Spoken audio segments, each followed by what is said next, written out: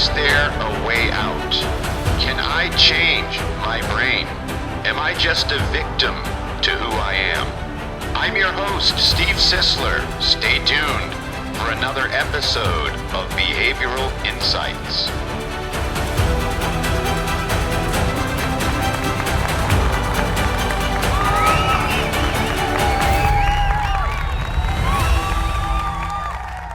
Well, my children, it has been an extremely long time since I have done a podcast episode, and the reason being is because we have been working tirelessly on our new Living Trilogy assessment platform. This will be a dynamic online platform. It will be released this week.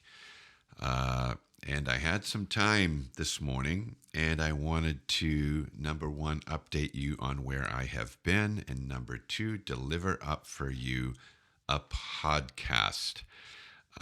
This episode today is going to cover some of the things I talked about at the last wellness retreat I spoke at.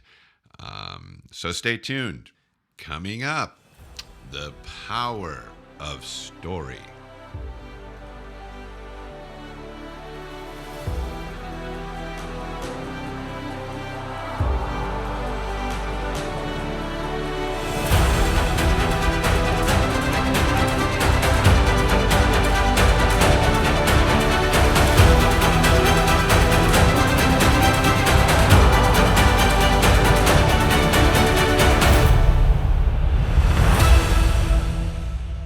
Okay, well, I just want to say it's really good to be back.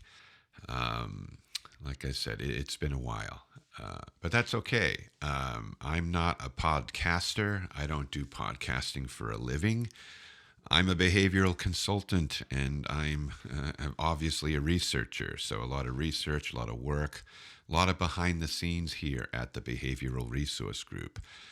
So in between debriefings, writing books, speaking, and so forth, spending a lot of time putting together things that will last forever.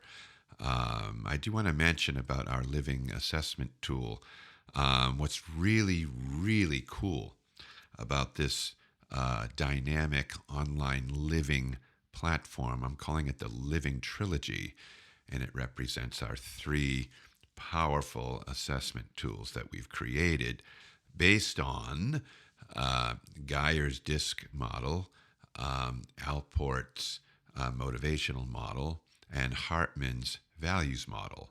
So we use those models, and we've created our own that run very, very deep. And what's really great about these is our statement setting is going to be living. It's going to be alive, which means as we research and find out new behavioral discoveries when it comes to motivational insights, human value associations, and so forth, behavior, emotions, we're going to update those items within the tool so that if you've accessed the tool before and you're in the system, all your stuff will update to the latest and greatest information. So that's what's amazing about this particular tool. Okay, enough of that. I want to talk to you a little bit about story because it's what I talked about on the last wellness retreat I did in Canyon Ranch in California. Oh my God, it was an amazing place. Awesome retreat center. Treehouse fashion, actually. Crazy. Up in the redwoods. All right, so are you living a good story? That's the question. And these are some of the things I want to talk about to you today. We all are living a story. And our story should be worth reading. Think about your life as a story. Think about your current story. Would you be able to put the book down if you were reading about your life right now, your work life, your love life, whatever the case may be? How's all that going? Is it exciting? Is it boring? Is it terrible? Is it a nightmare? These are the things that we are all experiencing. You are either in a good story or you're not in a good story. Now, what's interesting about story is the fact that people, if they don't like their story, they want to change it. And this is why children run away from home. This is why couples divorce.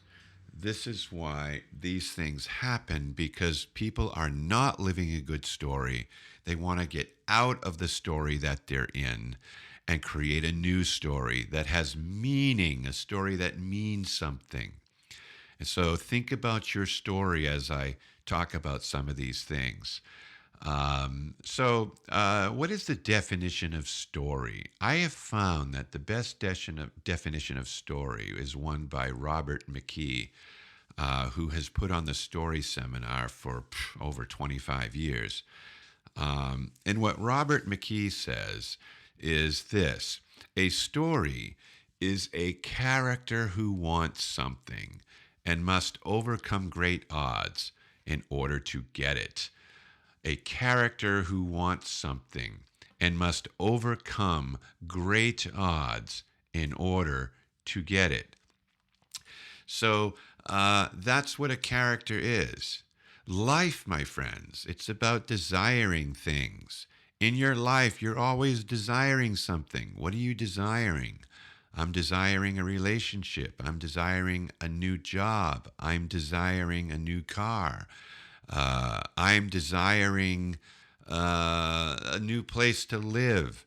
We are always in a position of having human desires where we are reaching into the world to amass a thing or a series of things that we don't currently have, that we want or need in an effort to feel good in the world and function well in the world.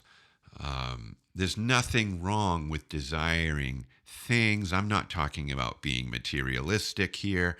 I'm not talking about any surface, stupid idea here. I'm talking about natural things, natural desires. Life is always about desiring something. And part of understanding character, a character that is, a human character is what it does. A human character is what it does. So characters do things. And what are they doing? They're in the world facing circumstances and having to overcome specific circumstances in order to get what the character wants in the world. That's what every character is doing. That's what every story is all about. But not every story is good. Not every story is good. To have something good means we fight for it.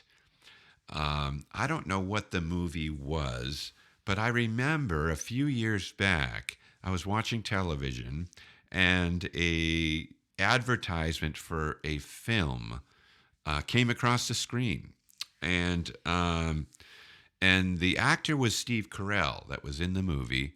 I don't know what the movie was, but there was a part of that prelude where he was talking to somebody, and he said, "I should have fought harder for it." I just remember that line. I can see his face right now, and I can see him saying, "I should have fought harder for it." Or maybe it was, "I should have fought harder for her." But I remember it sticking with me the whole day and thinking about my own life, about things I've decided to do or things that I knew I needed to fight for. I really, really needed to gear up and fight for something with everything I had in my life. There were times when I've had to do that. I don't know about you. And I remember thinking to myself, about that line that Steve Carell said in that prelude to the movie. Am I going to regret later not fighting hard enough? I remember thinking that. And so what did I do? I fought harder. And so uh, uh, uh, this is what characterization is all about. So when you're writing a story, and people that are story writers or storytellers or movie producers, they all go to the McKee Story Seminar and they learn how to write a good story. Now, in every story, there's a character who wants something and has to overcome great odds in order to get it. That's what makes the story good.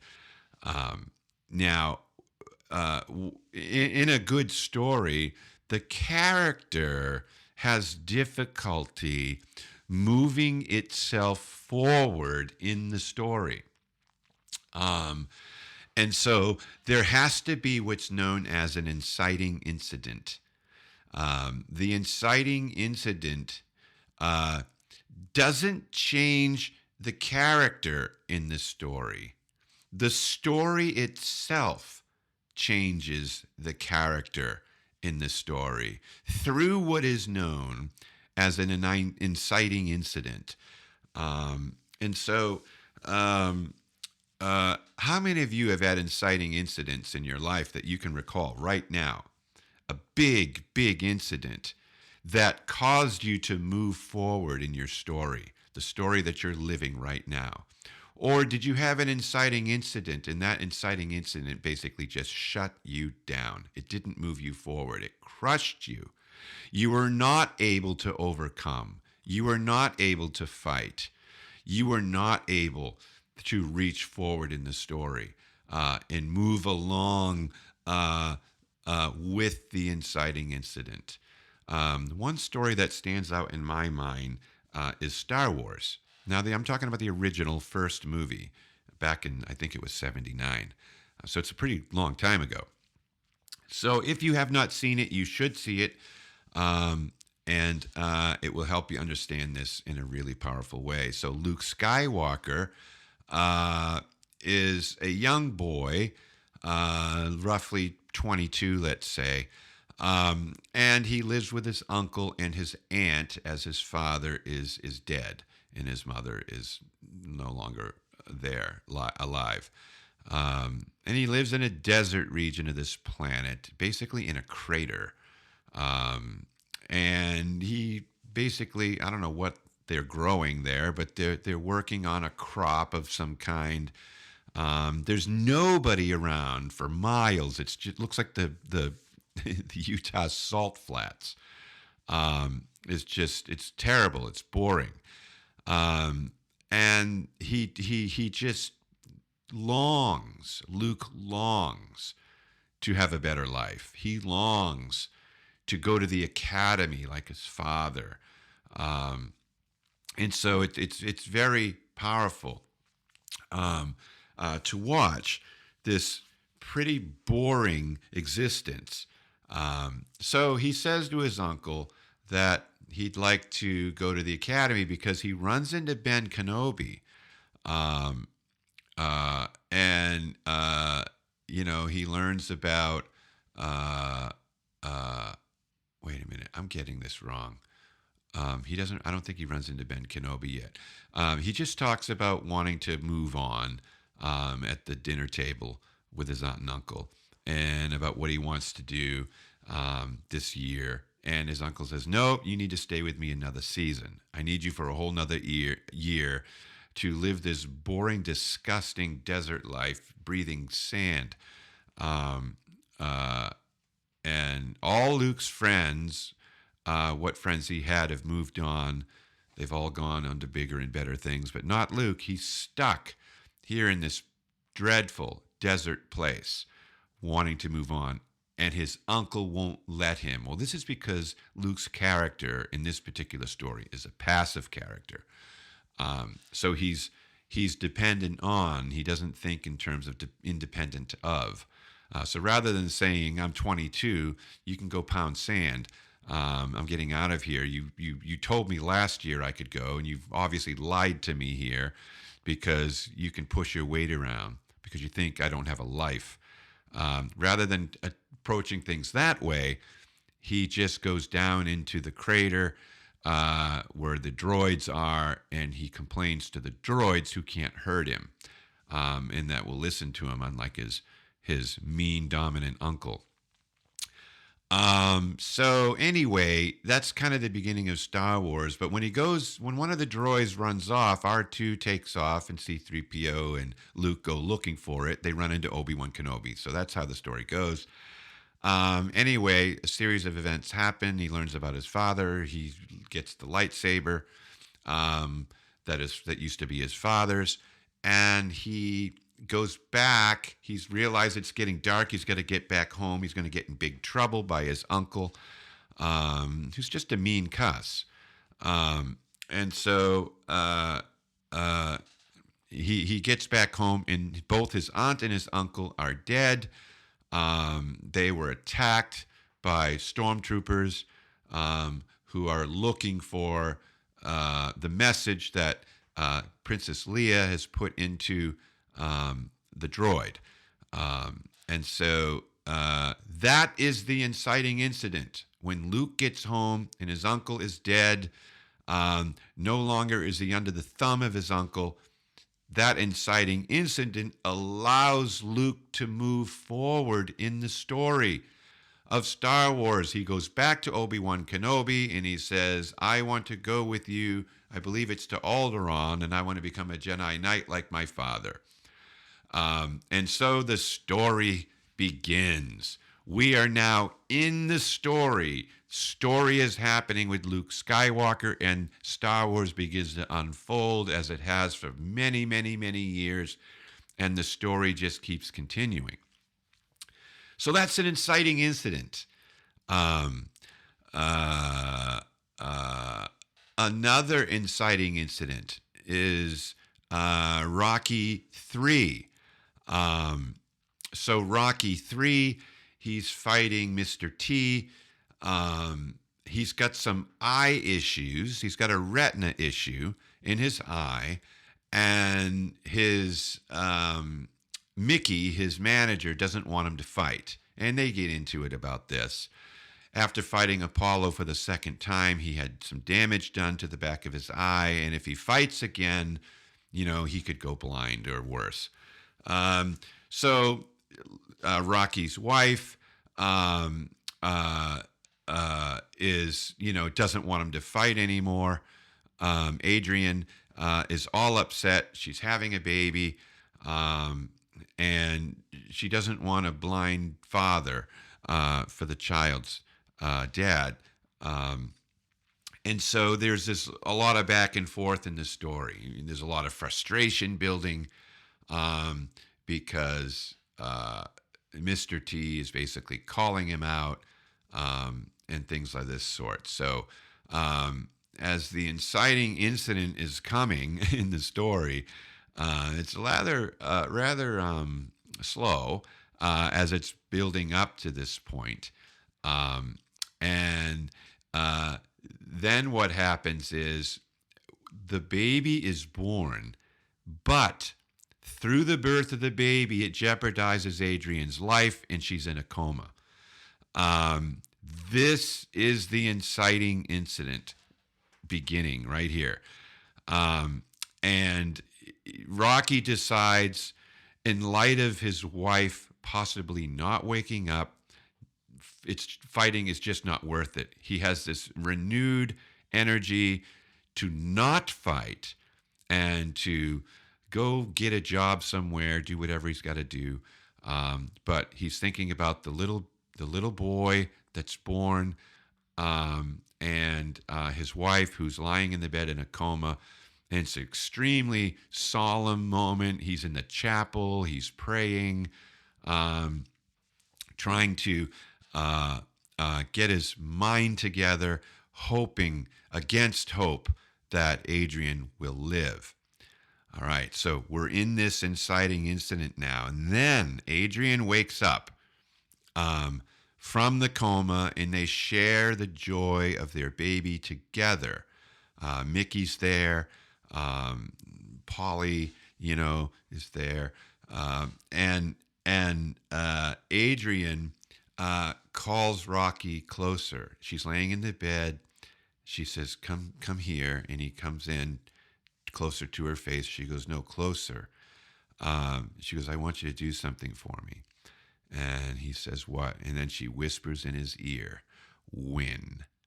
And then you hear the Rocky bell, and then the boom. And so this is the inciting incident that moves Rocky forward in the story. It is one of the best setups in the history of film. And everybody in that audience, when that happens, can feel it in their throat. If your eyes don't well up at that point, they probably never will. It's a fabulous inciting incident in the story of Rocky. We could go on and on with inciting incident stories. And so remember now, the inciting incident doesn't change the character. The story changes the character as the inciting incident happens and the character responds well to the crisis. Now, crisis is going to happen to all of us. If you haven't had a crisis, you're headed for one. And if you have, you're headed out. We all move in and out of crisis in our lives, and these crises are our inciting incidents. A good character in a story is what one does under pressure. When a character does something good under pressure, so what the character does under pressure within the crisis makes or breaks the character. And Robert McGee puts it this way, quote, "A character is what one does under pressure to take one action or another in pursuit of his desire." And that's Robert McGee. So a character is one who, under pressure, is at a crossroads and then pursues the right thing in the crossroad. And so this is what makes a very, very good story. Crisis is our opportunity to infuse life into our story. Now, I looked up the word crisis years ago, and I found out that the ancient Hebrew root word for crisis is the same word for birthing stool.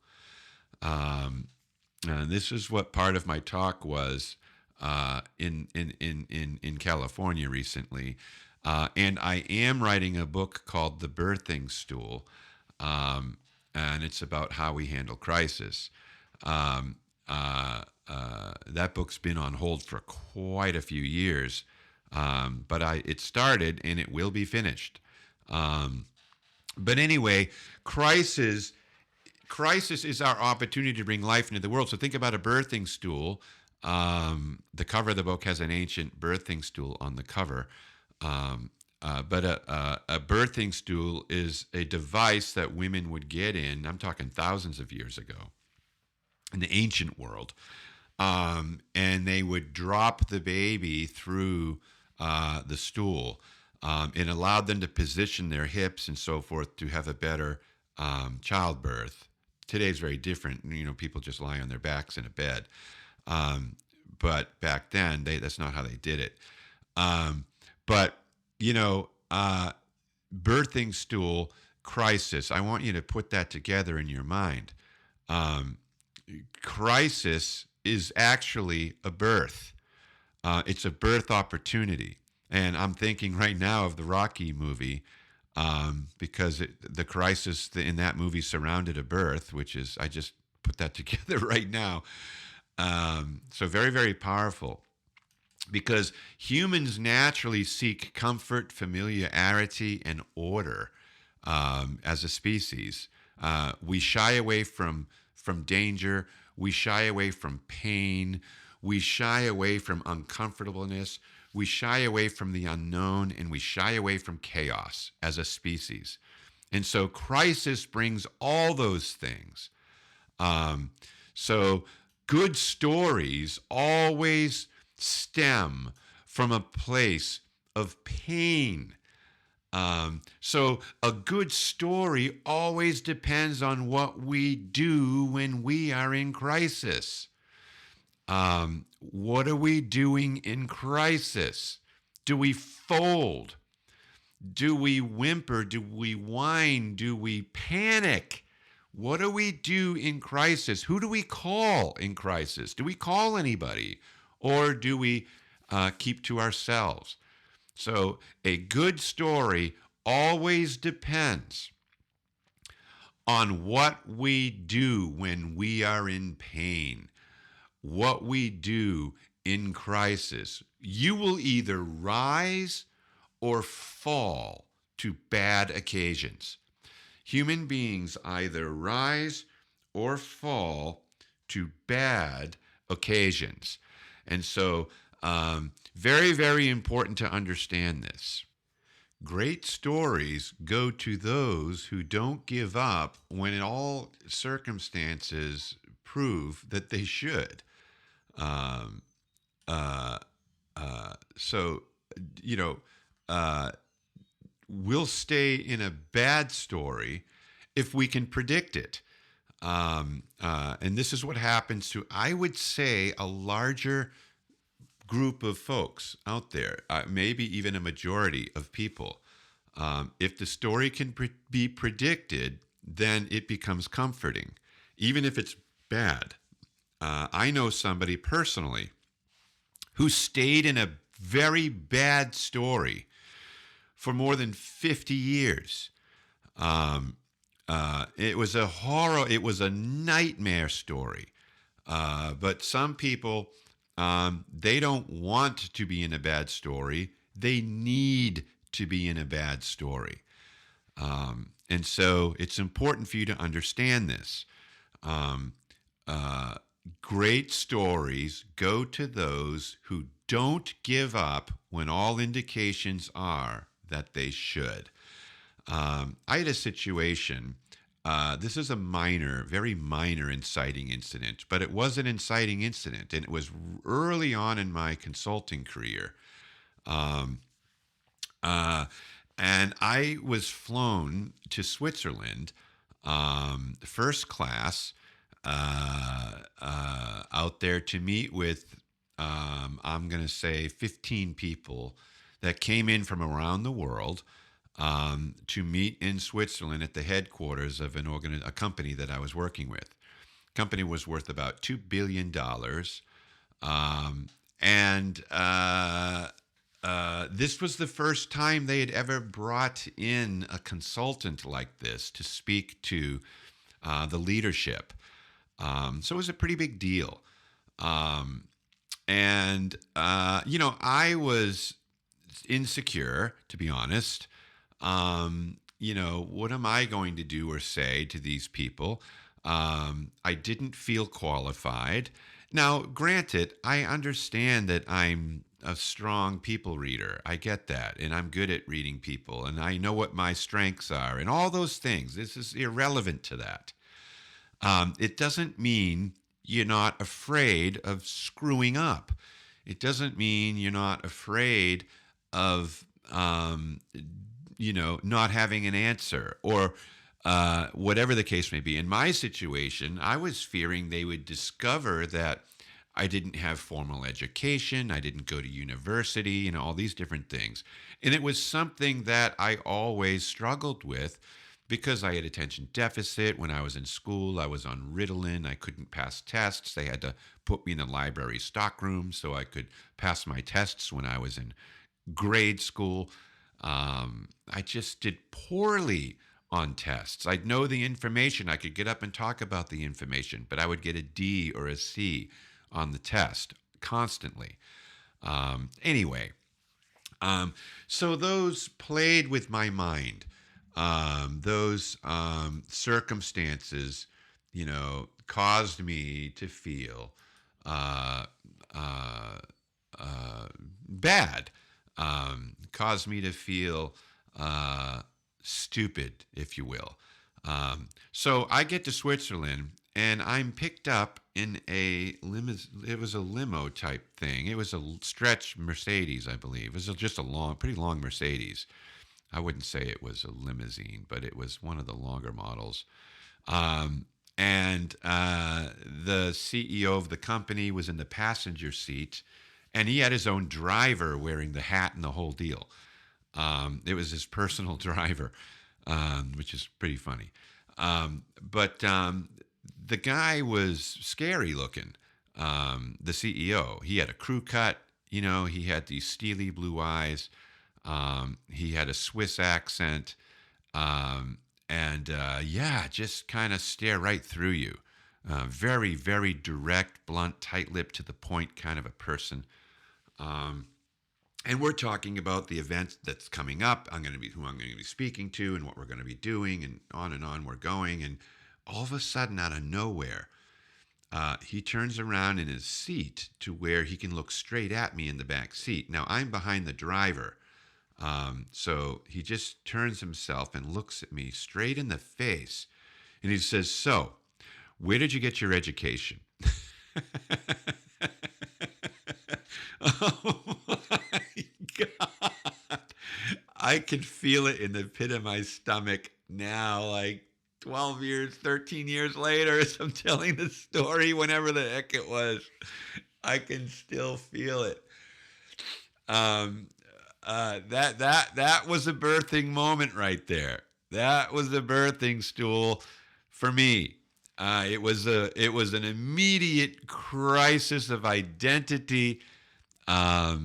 It was a crisis of self-esteem. All of it in that moment just came crashing in. Now listen, you got to think about this. He turns around and looks at me and says, "Where did you get your education?" And then I have to answer him. I'm not going to sit there and blank stare. So I had no time to think, but I did feel it. It was like getting punched in the stomach.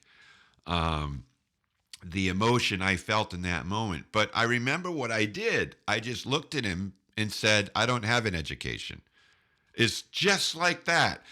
Within 2 seconds of him asking, I just said, "I don't have an education." Now, why did I do that?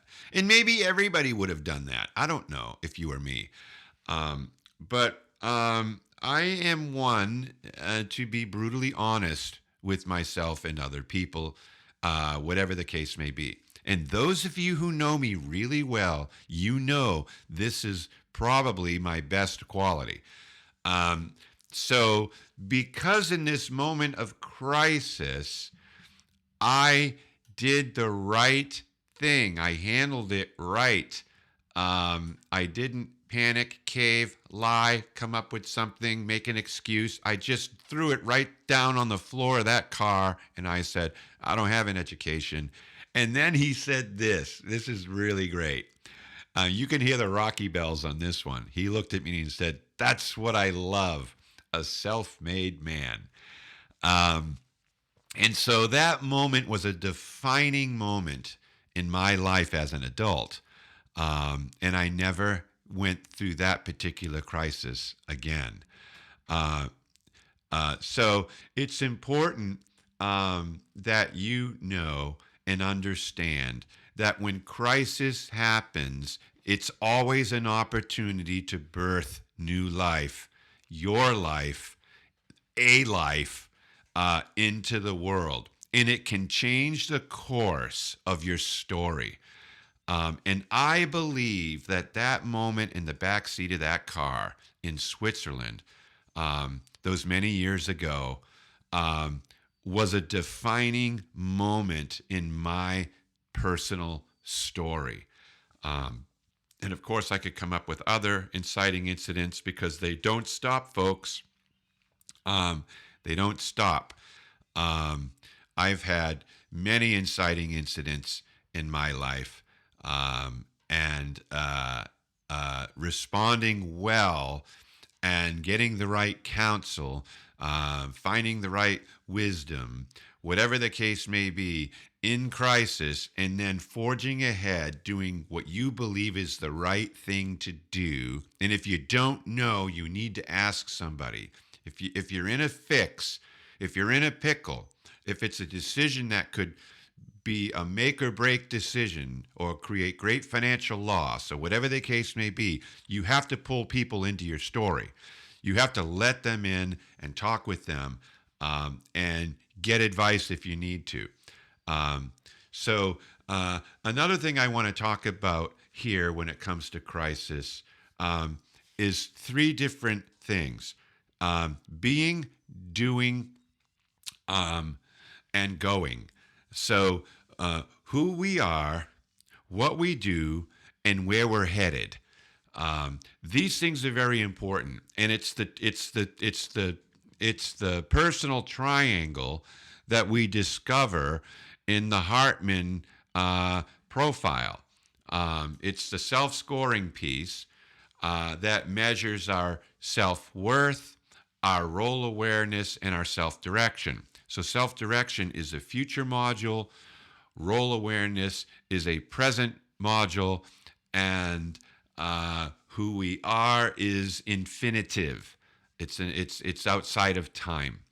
And so we know these as intrinsic, extrinsic, and systemic, and I've talked to you about that before on the podcast.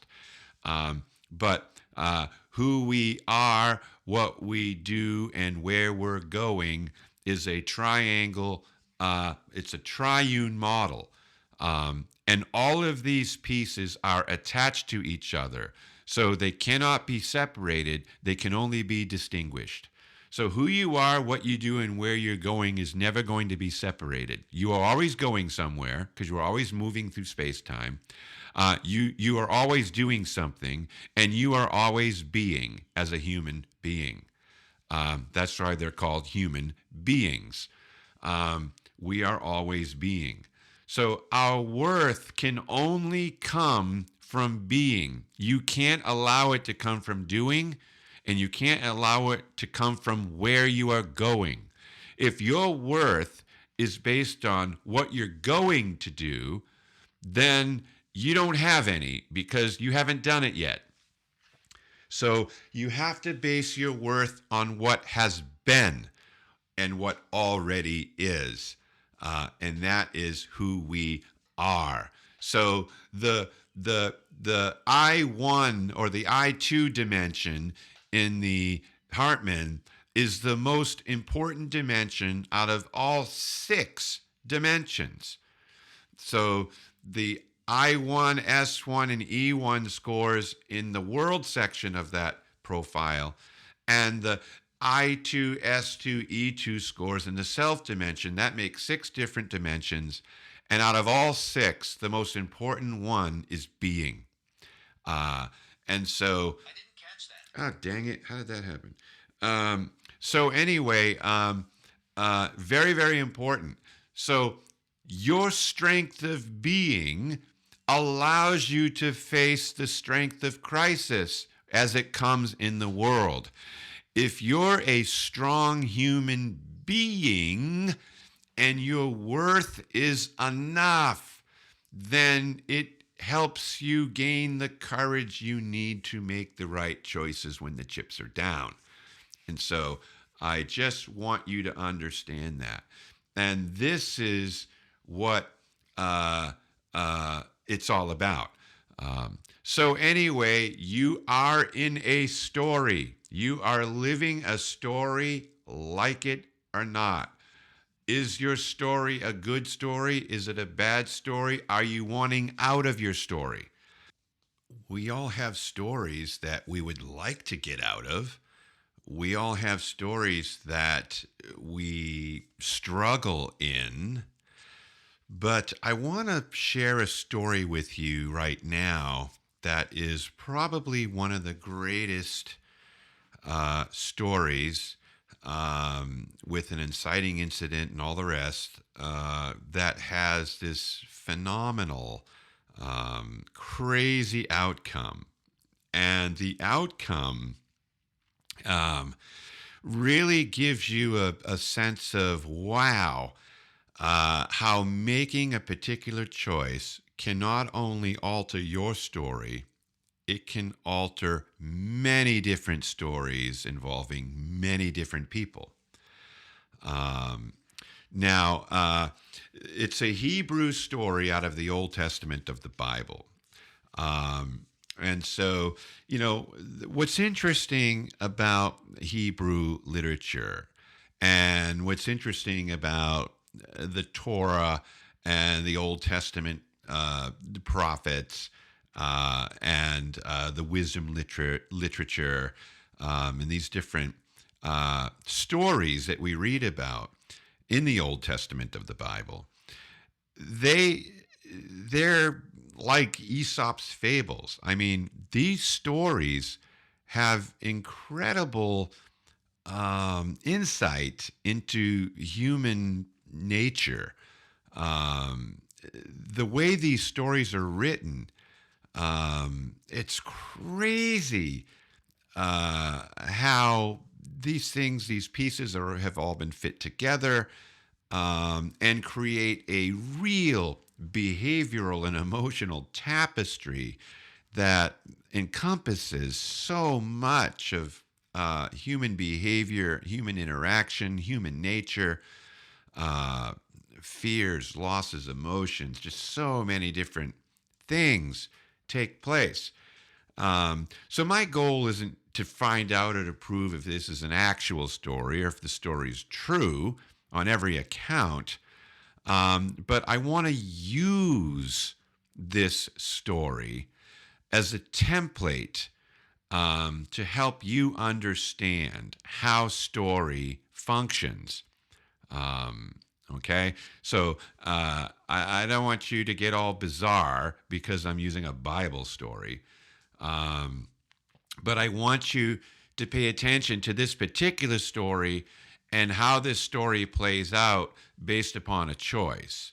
And you can, again, use this story to think about your own story. And that's what I want to do in this podcast. I want you to think about your story, and I want you to think about crisis, and I want you to think about how you handle it, how you've handled it in the past, and how you're going to handle it in the future. And this story should really help you. Now, I've read the Bible for years, okay? Many, many, many years. I've read all these stories multiple times. Probably this story, I don't know how many times, but a lot of times. Simply because I love these stories. And I love what they represent. I love what they mean in the sense of human, human dilemmas, human interaction, and so forth. So I think it would be good for you to take this into account. So I don't know that anybody illustrates a better turn in their story than Rahab the hooker. This story of Rahab the hooker, or Rahab the harlot, is found in the Old Testament major prophet book of Joshua. And so Rahab was a resident of the city of Jericho during the time when Joshua was the leader, of Israel. Jericho, if you remember, was a city that the Hebrews basically destroyed. This, in my opinion, is the first instance of a Taliban in biblical history, whereby the the direction of their god Yahweh. They go in and kill everybody.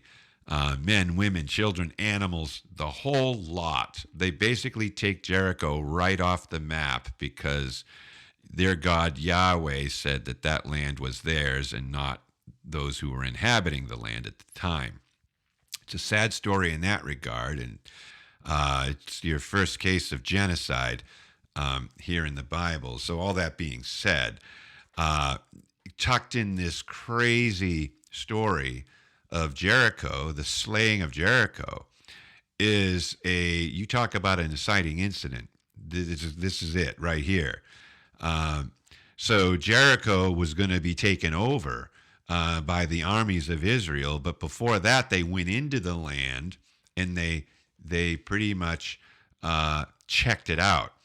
And so they sent some spies into the city, and they snuck in through into the city, because remember, cities have walls back then. Not all of them, but a lot of them did. And so they got into this city somehow, and they stayed with this woman called Rahab, and she was a prostitute. You know, it doesn't say much about her other than the fact that she was a prostitute. But that's about all it says. There's no history. There's nothing. It's just that Rahab was a prostitute and they stayed in her house. And so if you've ever observed or understood what it's like to be a prostitute, or you know anything about what it's like to have a life of a prostitute, you know, there are some great movies out there that can depict it. Taken is a good one, where, you know, in that case, women were basically trafficked, sold, and enslaved in prostitution.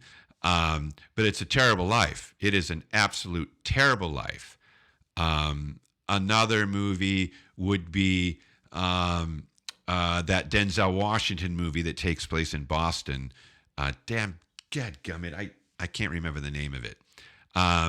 But he basically, you know, befriends a young 20-something at the diner, where he goes in daily and reads his books and has his coffee or his tea. I believe it's tea. And, you know, she's basically a prostitute. She has a Russian pimp controlling her life. So in 3,000 years ago, I don't know if they had pimps. I don't think they did. But basically, they lived a life of farming their body out to other people for sustenance. And that's not a great life. Typically, people turn to that life because they couldn't do anything else. It wasn't for fun. So I want you to understand that she was not living a good story. That's the point I'm trying to make. Rahab the hooker wasn't in a good story at all. It was a terrible story. And so that's what you need to understand. You know, what happens is in Joshua chapter 2, you know, they basically the spies talk with Rahab, and they basically show that she's convinced that the Hebrew God Yahweh is a greater God than the God that, you know, the Jericho people were serving. And so she had basically a conviction that Yahweh was stronger and more powerful. And so, you know, I guess this got the attention of the Israelites that came in there. And so what happened was this. Uh, they came up with this plan that if you put a scarlet red cloth and let it hang down from your window, um, then everybody in your home who you could bring into your house will be spared. In other words, we're going to kill everybody but you and everyone in the room you're in, but everybody else will die. Um, that's how this story's playing out. So, in the 6th chapter of the book of Joshua, they come in, they ransack the city, they kill everyone, and they spare Rahab, the prostitute, and her family, and all who belonged to her, because she hid the people, uh, she hid the spies from the leaders of Jericho while they were there spying the land out. So she hid them so they wouldn't be captured and killed. So she basically helped spare their life while they were spying on the land to see what it was going to look like, what they needed to do to get in there, and so forth, and things like this. So, so you got to remember this: the Rahab. She didn't have a husband, obviously. She didn't have children, obviously, because she was a hooker, and they're never mentioned. But it does talk about her family, sparing her family. So I heard somebody else talk about this story one time, and they talked about, where was Rahab's parents? Where were her relatives? Where were her family that she's got to scrounge out a life of sex trading in order to live? So they weren't around. But yet she spares these family members. So it's I find that so interesting that she doesn't say, well, screw you people. Where were you when I needed you? She doesn't do that in the story. She basically saves her parents, brothers and sisters, or whoever belonged to them and her. But we know it wasn't a husband or children. So it was extended family, immediate and extended family that she saves by bringing them into her space when she put the cord in the window when the armies of Israel came in and ransacked the entire city. So that's a very powerful story. The inciting incident here in the Rahab hooker story is the fact that she risked her life and hid the spies when they inquired of where they were. And I don't know where they're at. I haven't seen them. Blah blah blah blah. Yet they were hiding right in her residence there. She risked everything to save them when she could have turned them in. But it was because of her, according to this story, it was because of her conviction that, it was a better idea to go with Yahweh than their own deity. So she didn't really have a future. Because if she didn't make this choice, now she didn't know they were going to spare her before she hid them. That came after. And so I find that interesting because she just risked her life simply because she was trying to do what she thought was the right thing. And so this is the inciting incident. The inciting incident is the entire city is going to be, everybody living in those walls is going to be killed, murdered, massacred, every living thing. And she lived. But that's not the part of the story I want to get to. I'm just building the story here for you. Remember now, she had no future. She had no future. A life of a prostitute is not a good future. So what happened was this. if you follow the story of Rahab, she ends up getting new family when she lives among the Jews, because she married an Israelite.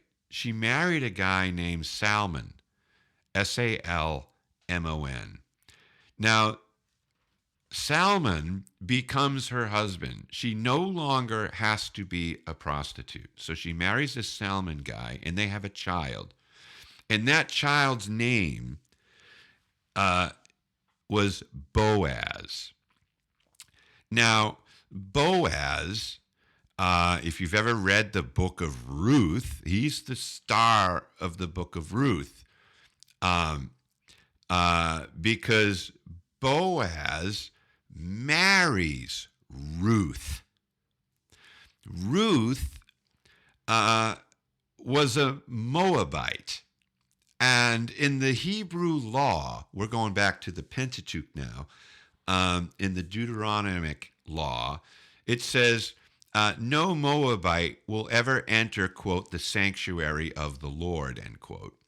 And so they were half-breeds. They were mixed people.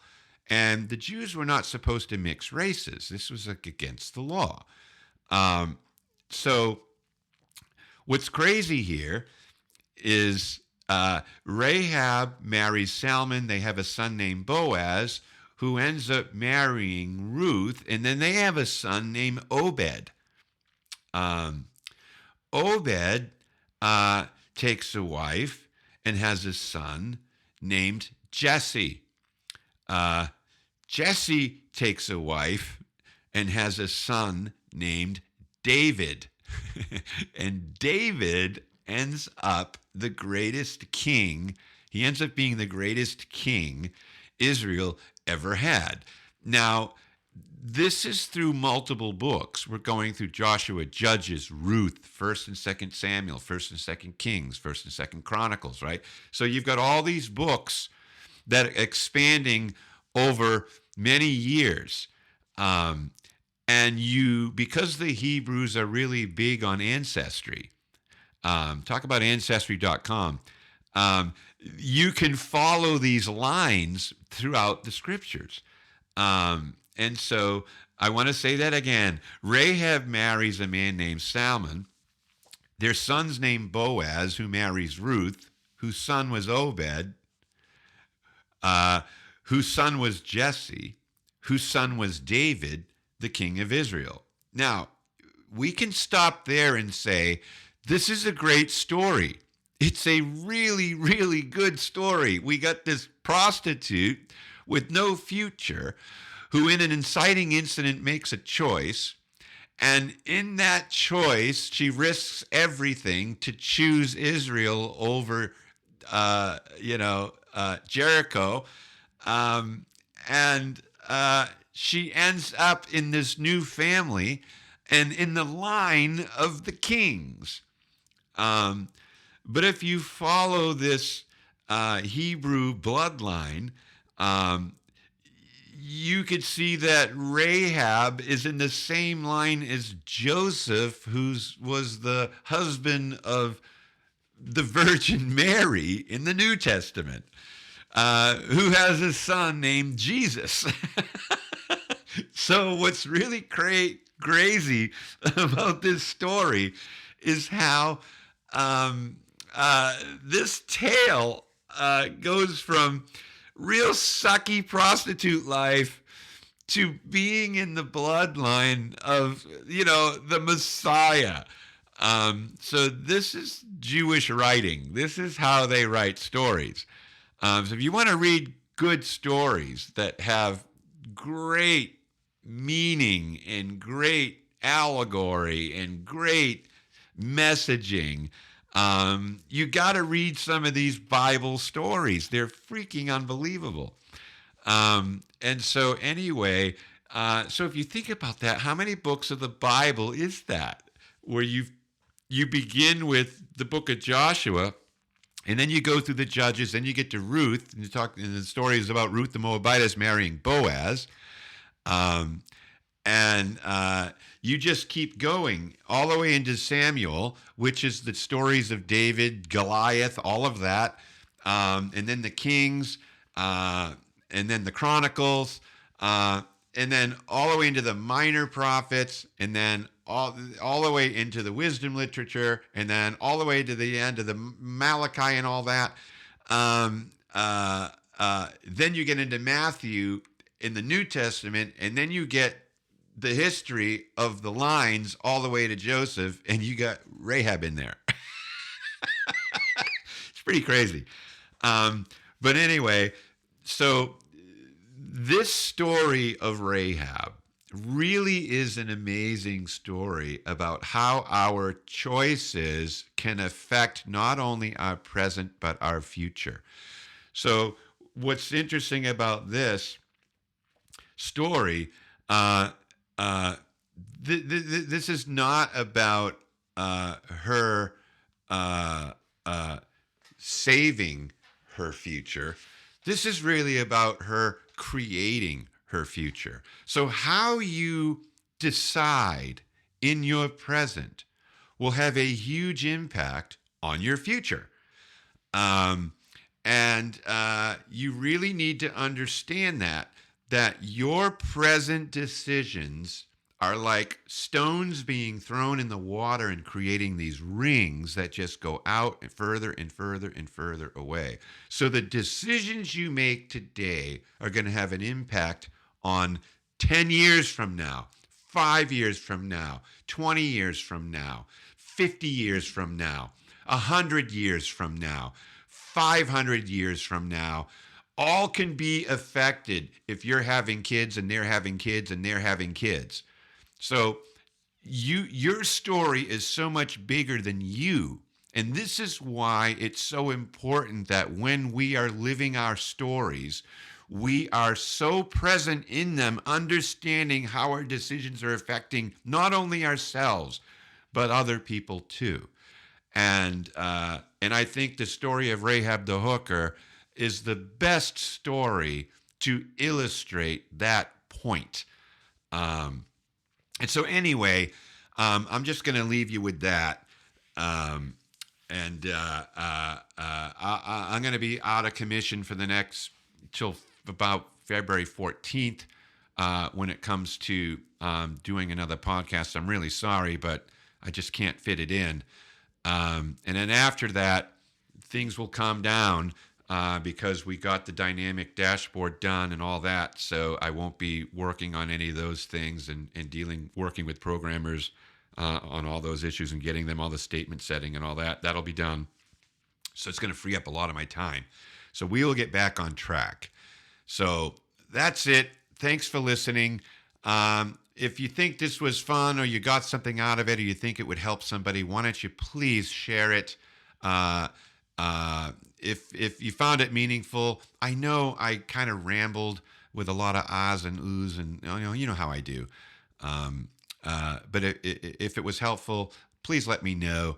And then we're going to get back to more behavior stuff coming up here after this one. So also remember that. All right. You've been listening to the Behavioral Insights Podcast.